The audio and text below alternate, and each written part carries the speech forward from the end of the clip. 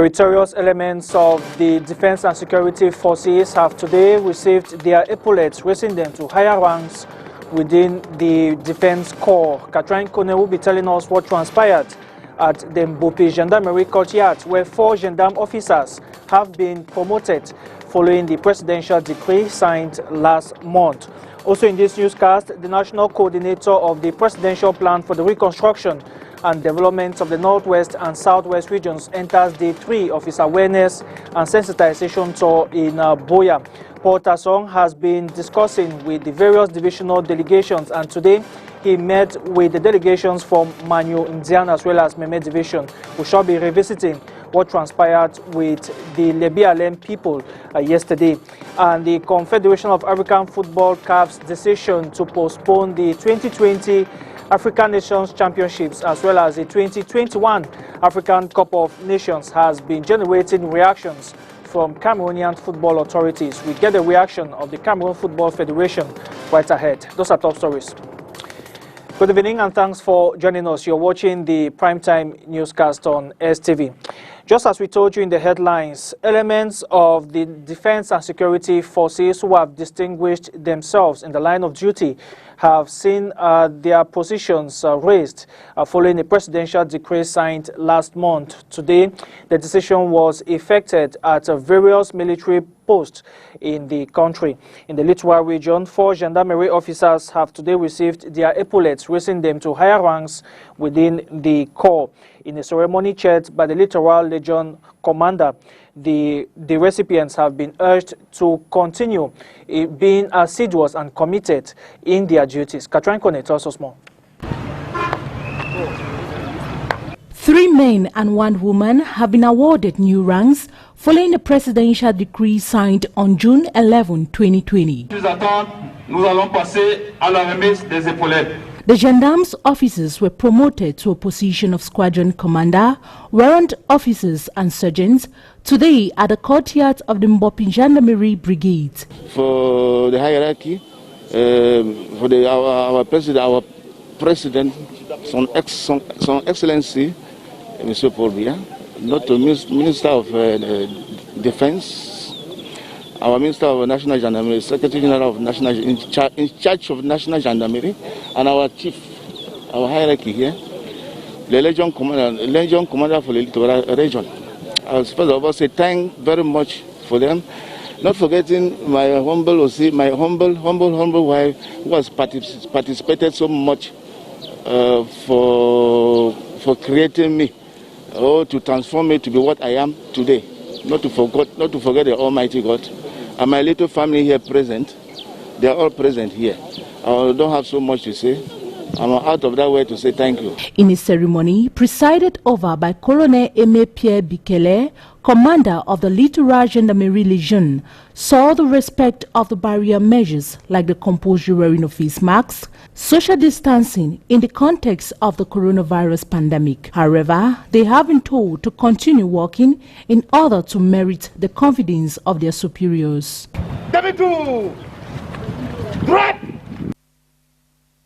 Minister Head of Government Joseph Diongote and some cabinet ministers have today reviewed the decision by the European Union to exclude Cameroonian travelers from some key member countries. The ministerial team looked at the implications of the EU decision and the options open to Cameroon. The Minister of Transport, Jean-Enes Massenan-Gale Bibehe, has presented an expose on the issue, as well as measures taken to safeguard the population when air, land and sea borders will reopen. Observers have described the EU move as baffling, considering that Cameroon has okayed flights from France and other EU countries.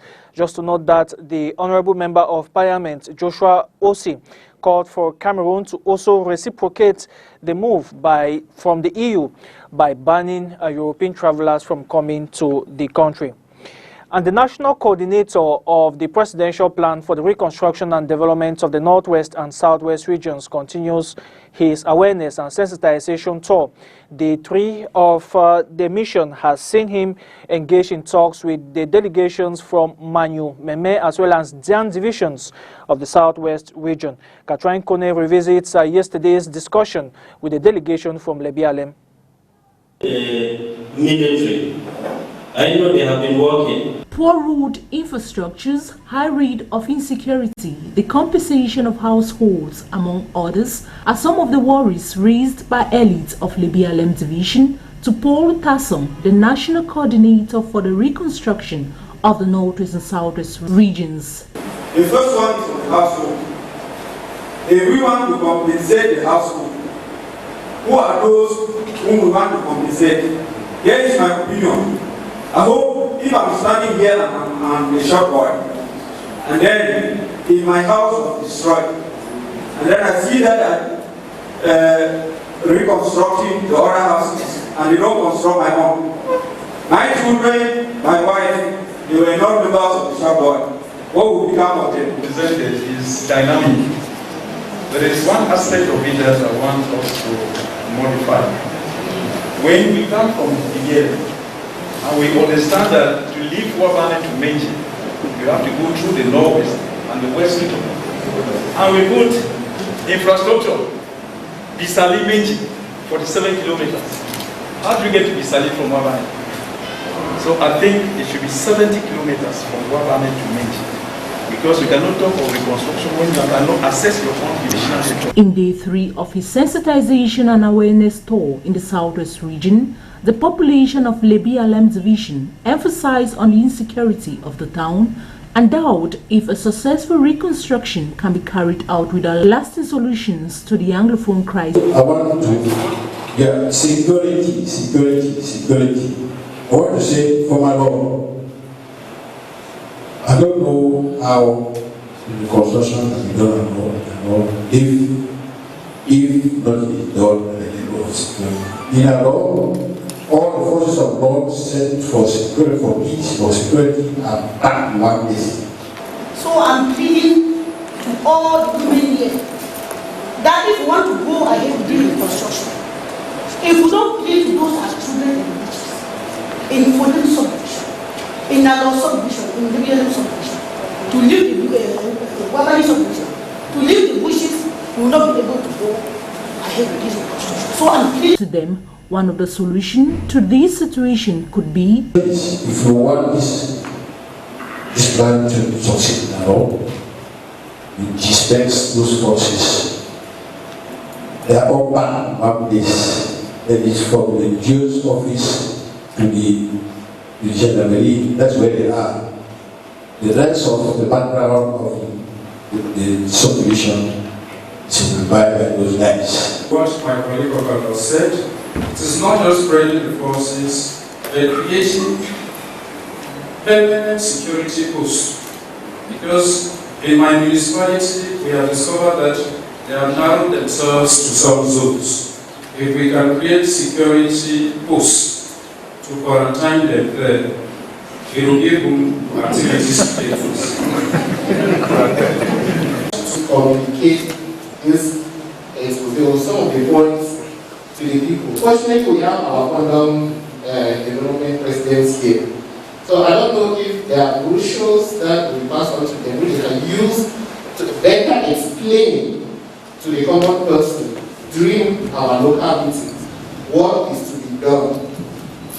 And the beneficiaries, how the plan has identified the beneficiaries. Parents have, however, been called upon to sensitize their children and make them join the developmental process of the Lebialem Division. Now, at the end of the consultative talks, the national coordinator of the presidential plan, Paul Tasson, had this message for the people of Lebialem. Let's have a listen.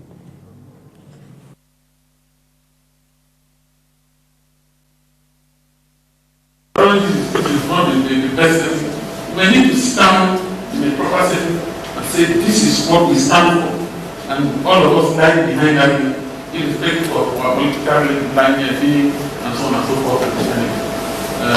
Not to say that it was people in other divisions who are doing this non-legal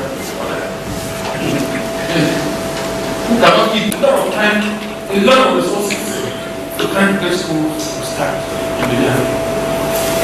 And schools really started, even though it was very, very micromanaged.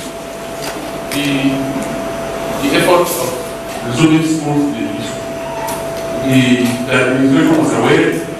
I masterminded most of it, well, if not all of it, with the assistance of the mayors. The delegates may not have been very, very informed. Unfortunately, COVID came to do what COVID did to everything else. Let's continue to hope. At least there is some experience with next year. In our law, the thing will be in by to proposal from the women who took the floor. The Archdiocese of Bamenda has dismissed social media reports that about 50 kids from Catholic schools in Mancon are being administered a strange medication for a disease without the approval of their parents. A release from the Communication Office of the Archdiocese states that about 11 students have tested positive for COVID-19 and are receiving treatment. Parents of the concerned kids have also been informed of the situation. This news comes in the wake of the rise in the number of COVID-19 cases in the Northwest region. Already, health authorities say over 400 persons have been infected in the Northwest region. Alain Nkoncho has been named the new board chair of EcoBank Group.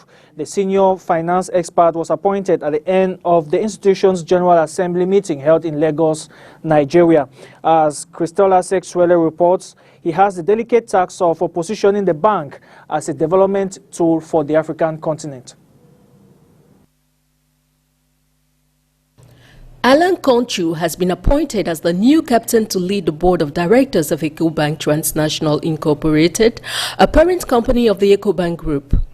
He replaces Emmanuel Kazabo, who held this function since July 2014. His appointment as chairman of the board of directors on June 30, 2020 was made known after the 32nd general meeting held in Lagos, Nigeria. The outgoing chairman, in his own words, states that he is confident that his successor will continue to lead the board in its journey towards leadership, sources say. Born in 1963 in Yaoundé, capital of Cameroon, Alain Nkoncho is a holder of a Master's of Science from École Supérieure de Commerce of Paris, now known as ESCP Business School, and another Master's of Science in Electrical Engineering from École Supérieure d'Électricité de Paris. He is amongst the first Africans to enter the capital market in the city of London. He joined EcoBank Board of Directors in 2014. He is the co-founder of Enco Capital, an asset management company that focuses in investment opportunities across the African continent. His appointment to this position is the return of another Cameroonian as board chair of directors to this banking group, present in 33 countries of the continent after André Siaka, which Emmanuel Ikazabo had succeeded.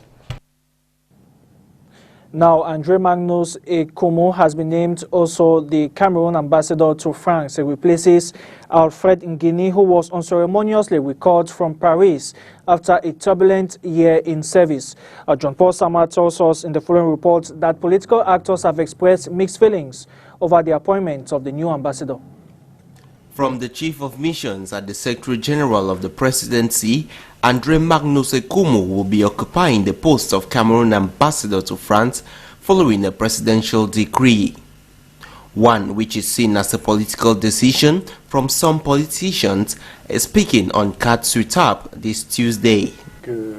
La France a été le théâtre de plusieurs manifestations de Camerounais et diaspora. France has always been a theater of various manifestations by Cameroonians living there. And I think that nomination of ambassadors are political.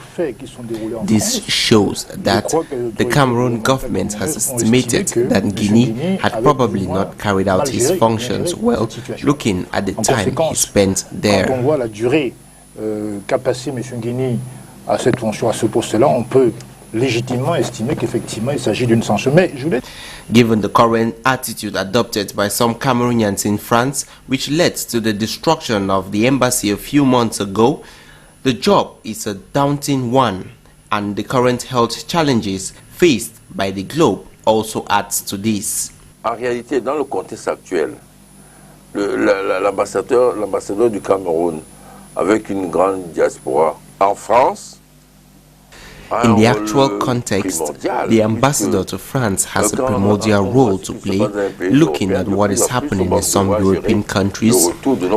He will have to be able to manage the return of some of our compatriots in collaboration with the right stakeholders. So it's a strategic and important post, which is well thought out before appointment. C'est non pas par hasard que celui qui va l'occuper vient directement de la présidence qui, en réalité, gère la diplomatie. 63-year-old André Magnus Ekumu takes over office from Alfred in Guinea. Now, the publisher of Le Tribune de l'Est has been sentenced to 2 years by the Yaoundé Court of First Instance. Roger Chantal Trolle was found guilty of defaming the Director General of the National Social Insurance Fund, CNPS. The journalist has also been banned from journalism practice in Cameroon with a heavy fine. It should be noted that Roger Chantal Trolle had earlier produced stories accusing the Director General of CNPS of mismanagement and embezzlement of the company's funds. And out of the country, a second effort is underway in Russia to hold a week-long national vote to change the country's constitution that will enable Russian President Vladimir Putin extend his presidential rule. The Kremlin was forced to scuttle an earlier April vote amid the outbreak of COVID-19. More with the VOA. Russia's up or down vote to amend its constitution is designed with something for everyone. Election ads promote a ban on gay marriage to attract social conservatives, while promises of better health care and education look to appeal to working families. There's even something for President Vladimir Putin. A reset on term limits opens the door for the Russian leader to extend his rule through 2036. Though some say it's a perk less advertised. Never, not even a word. I think public knowledge about Putin's term extension is pretty low. President Putin says the constitutional upgrade, if passed, will ensure political stability, avoiding infighting over his possible successor to concentrate on more pressing issues. It is about the main law, the Constitution, which is the key principle to living in our country, to our lives and the lives of our children. It will map out the key legal and judicial safeguards. But some say the Kremlin's rush to secure Putin's future amid a global pandemic reflects darkening political and economic prospects. The economic situation is getting worse and won't get better in the next 3 months. It may even take half a year or more to get back to where we were before the virus, so Putin's in a hurry. The Kremlin has extended voting for a full week and taken extra precautions to keep voters safe and socially distanced. At polling stations, gloves, masks, and temperature checks are all required. Safety is hard to guarantee these days, but with the protective equipment, the voting is going just fine. And we should make our choice heard. But healthcare experts worry about a spike in infections in the wake of the vote, warning cases could quickly overwhelm regional hospitals already stretched thin. Our government and officials, they don't think about the health of the population. They think about their political ambitions. Russia is closing in on 650,000 cases of the coronavirus, placing it third in the global rankings behind the US and Brazil. That has not stopped Putin from going forward with celebrations to mark the 75th anniversary of the Soviet victory over Nazi Germany. A delayed military parade with thousands of unmasked soldiers marching in Red Square finally took place last week. But like the constitutional vote, it's a gamble inextricably linked to the coronavirus, one in which success may ultimately be judged not in votes or tanks, but by the number of infections that follow. Charles Maines for VOA News, Moscow.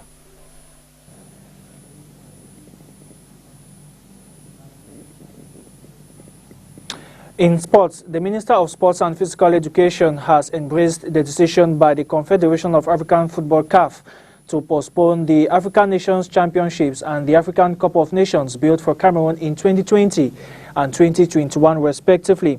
In his capacity as chairman of the local organizing committee of the two competitions, Nsoesie says that the readjustments triggered by COVID-19 gives Cameroon ample time to fine-tune preparations. And the Cameroon Football Federation, FECAFOOT, has also expressed positive feelings over the move by the Confederation of African Football, CAF. As John Paul Sama tells us that the president of FECAFOOT, Sedum Bombon Joya, is upbeat over the birth of the CAF Women's Champions League. His report. Despite having prepared almost everything to host the major continental competitions, the president of the Cameroon Football Federation expresses his satisfaction following the final resolutions by the Confederation of African Football's Executive Committee. Excellent news for us. We also appreciate the fact that Japoma Stadium of Douala is going to host the Final Four of Champions League. Also depends on the evolution of the pandemic in Cameroon, so it's still will be confirmed. We appreciate the fact that the CAF Confederation, African Confederation, has also expressed the satisfaction about all the effort that the government has done to be ready for these two competitions. We appreciate this. This will also mean that they have to put in extra efforts to be ready on the D-Day. The FECAFOOT, the federation, the FA has to be ready in terms of sports, technical support. We have to now prepare ourselves. Now we have the dates. We have to prepare ourselves to be ready for the final competition, and then to get the best position that we can have in this competition. I will not say win, but to be the best and give some more pleasure to Cameroonians. The FA chief also hails the creation of the Women's Champions League, which he says will attract more sponsors to the local women's game. You know, FIFA and CAF are putting a lot of means, a lot of means in the football and women football, and also our FA federation is focalized on the development of this women football. We have a league now. You know, we are organizing 2 elite competitions in women's football, and I have raised this problem in the last, I think it was in the seminary or the General Assembly CAF. I raised this issue. I said that people are putting a lot of money investing in clubs, in women clubs, but at the end of the day there is no issue in the future. You can be champion of Cameroon, but what is happening after? Champions Cameroon, you can't go to any competition of clubs in the continent, and it doesn't make sense. If we want to push the people to get more involved in football, women football, there must be a challenge, and the challenge is the Champions League, because you can earn money, but I mean it's a challenge. Continental competition. He further expresses his satisfaction on the fact that the continent's football governing body decided to put their faith in Cameroon to stay host of the African Nations Championship, the African Cup of Nations, and the Champions League final. And that does it for the primetime newscast on STV. Thank you very much for watching. More news comes up at 8 p.m. in the French language with Oriane Donken. From the entire team in Douala, have a good night.